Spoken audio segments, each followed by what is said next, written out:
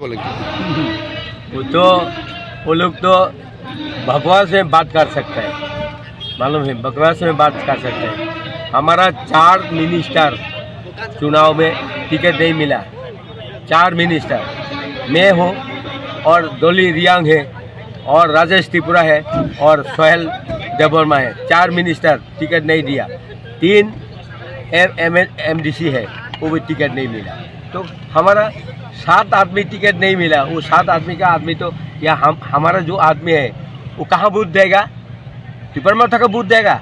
हमारा जो सपोर्ट वाला नहीं, वो बकवास का बात है। 26 का 26, 28 का 28 बोलो, ये नहीं होगा। ये वादा है, हम जरूर जीतेगा इस सीट में, ये हमारा वादा है। बस सभी सांबादिक को मेरा बात में नमस्कार करते हैं और जो चैनल देखने वाला उसकी भी मैं बहुत सलाम करते हैं। आज हमारा 6 तारीख हमारा हाल आश्रम बाड़ी का साइकिल रैली होगा। इस रैली में हमारा ज़्यादा गाड़ी रहेगा एंड साइकिल भी रहेगा। तो हमारा दिल में बहुत आशा बात है, हम जीतेगा।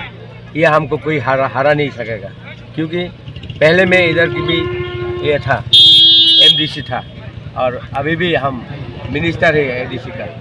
तो हमारा विश्वास है दिल में, हम जीतेगा और जरूर जीतेगा। और इस साल में BJP TTADC दखल करेगा, TTADC गवर्नमेंट बनाएगा BJP।